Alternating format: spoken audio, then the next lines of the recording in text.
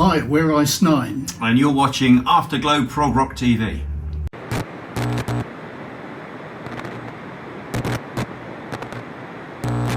So Ice 9 started off in the late 80s, and primarily we were a pop band. And we had a recording contract with a company in London called Heath Levy Music on Regent Street. They also look after the likes of Cliff Richard, but they also look after Rush as well. So Rush, oh. And we had a single out with them, got airplay. Annie Nightingale, people like that used to play it. John Peel played it a couple of times. And we went on the college circuit. So we were doing the college and university circuits. And we used to follow in the wake of people like Ultravox and things like that. And then eventually, Children came along.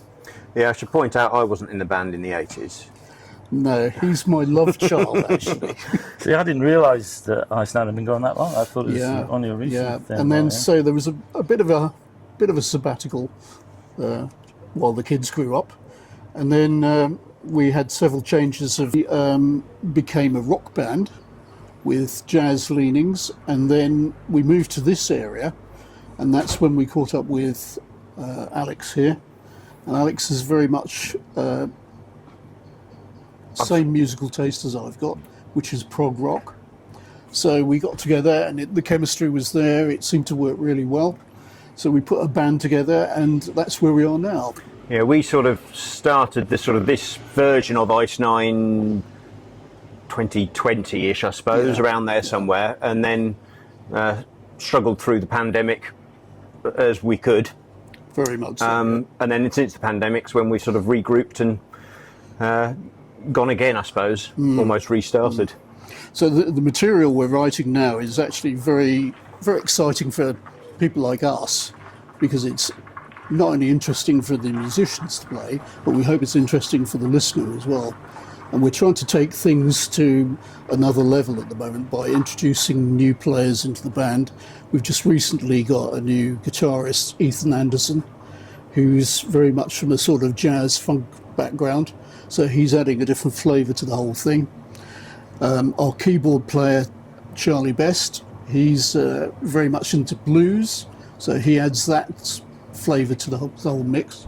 And Jane, our singer, is a trained opera singer, as well as being my wife. Yeah, I know. So she keeps me in check, but she also has a nice, clear, soaring vocal. So rather than the sort of typical rock type vocal, we've got a soaring female vocal who actually knows how to sing. So the whole mix is actually working really, really well. Alex and I are concentrating at the moment on making ourselves into multi-instrumentalists. So while we're playing one thing, we're trying to play something else at the same time. Bringing in lots of additional noises through synths and MIDI drums, samples and that sort of thing, just to try and experimentation going on. Definitely, And we like to mix it up live when we're doing the live set. For instance, this evening, we'll often mix things up a little and maybe have a little bit of a jam. Not that anyone would notice, but we'd notice. We might extend something or shorten something or change something completely. And some of the songs are written almost with a jam section in mind, that we know roughly there's a structure there, but it's a bit more open for people to experiment as the mood takes them. So the whole thing is building up towards our album, which has been delayed mainly because we had changes of personnel. So the album will be called The Rapture Insane. And it'll be very much a concept type album, but concept in terms of recurring themes throughout the songs. And if you listen carefully to the set lists we're playing tonight, you will hear recurring themes played in different styles or different tempos, different polyrhythms going on, and the whole thing will sort of gel together. Once you get used to listening to that on an album, you'll suddenly click and you'll say, I see where they're going with this. So the whole concept of the band is built around that. So our target audience is going to be festivals and bigger gigs. We're not really a pub band. No, it's not really the sort of right venue for it. We don't do cover numbers. We don't do requests. Yeah. So if you want if you want a whole lot of love or something like that, you know, I'll direct you to the pub band down the road, you know. So that's where we are on that at the moment. Yeah, I was going to ask if there was any sort of album in the offing, and this is what, on the horizon, as you say. So yeah, there's a couple of recorded tracks floating around. Progzilla Radio have played a couple of things, and there's a few bits you can dig out on the internet here and there. But the proper recordings are still in the works. Yeah, because you've got quite an impressive video, haven't you, out of one of your songs? Yes, is it? Yeah, we did the Blown Away videos on YouTube, possibly. Yeah, I forget. Yeah, but that's just as we play tonight, that's sort of a section of a larger piece. So although it sort of works as a standalone, it's part of a bigger musical idea rather than just a short rock song, which it sort of is on its own.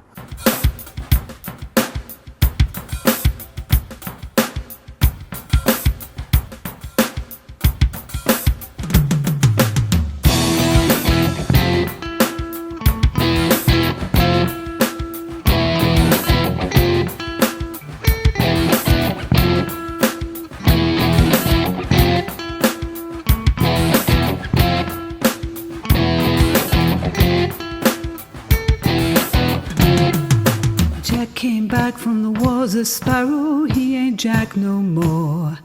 Tried his hand at the straight and narrow, God still takes it all. He was blown away. He was blown away. 15 men on a dead man's chest, trying to hold the line. Jack fell down and broke his crown. God just turned his eye. He was blown away. He was blown away. He was blown away. He was blown away.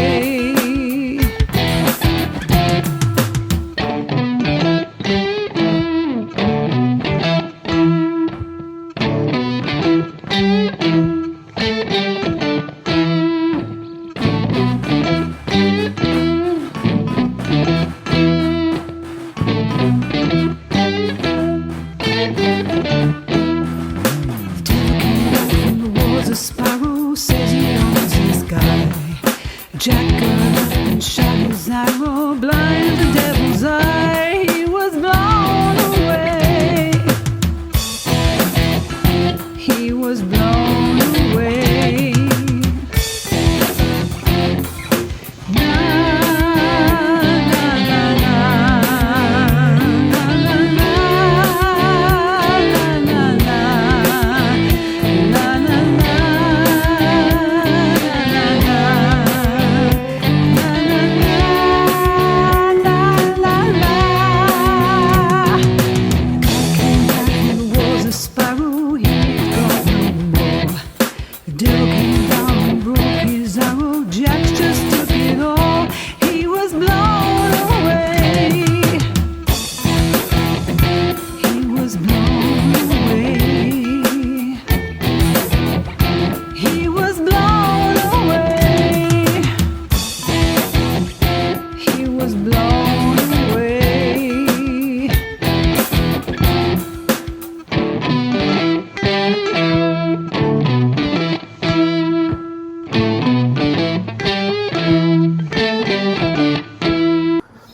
Also, the way we work is quite interesting. I'll quite often come up with the bones of it.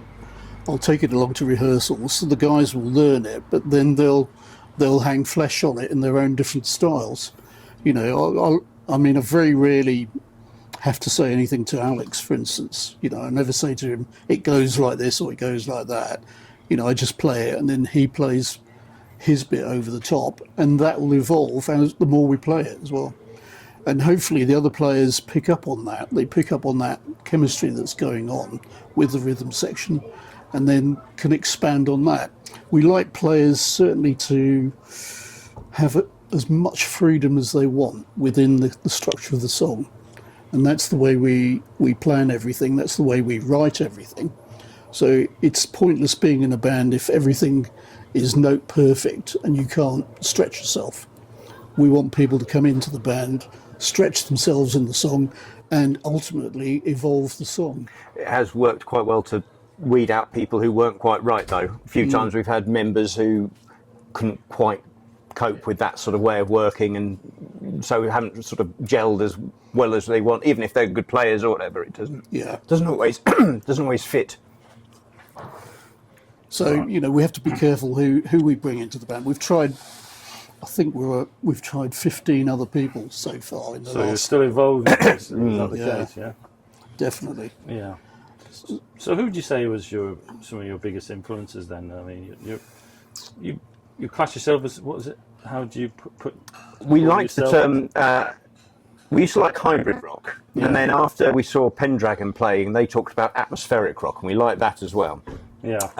So we bring in a lot of, well, I certainly bring in a lot of that sort of different elements of progressive rock, some of the neo-prog stuff like Pendragon or IQ, some of the older Canterbury stuff like Caravan or Camel, and then we cross over on a lot of stuff, a lot of the jazz fusion stuff, Band X and Mahavishnu Orchestra, that sort of stuff. Yeah.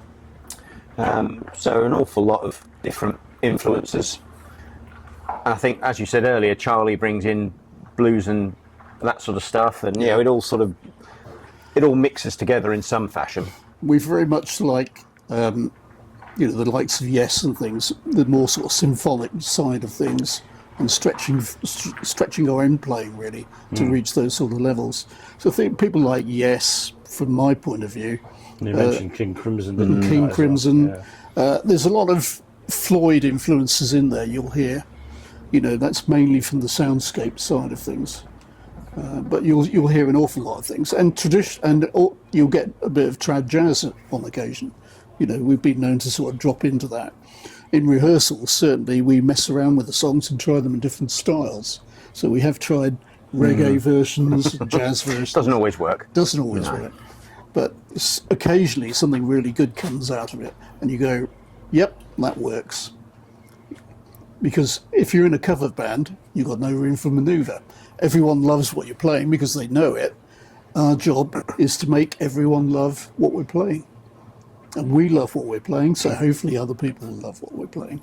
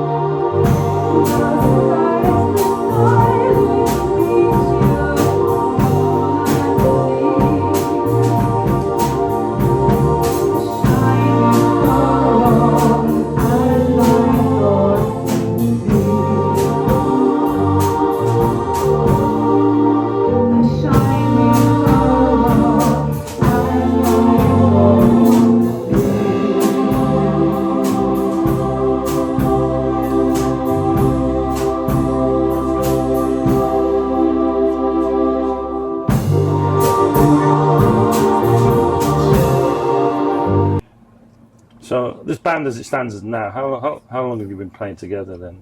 Or... Well, yeah, you and I sort of started this version. It must have been about 2020, so about 4 years. Yeah. Charlie came along reasonably soon after about that, a year later, and Jane about the same. Yeah. So we sort of put the drum and bass bits together quite early on, which I think helps because other people have then built on top of that foundation.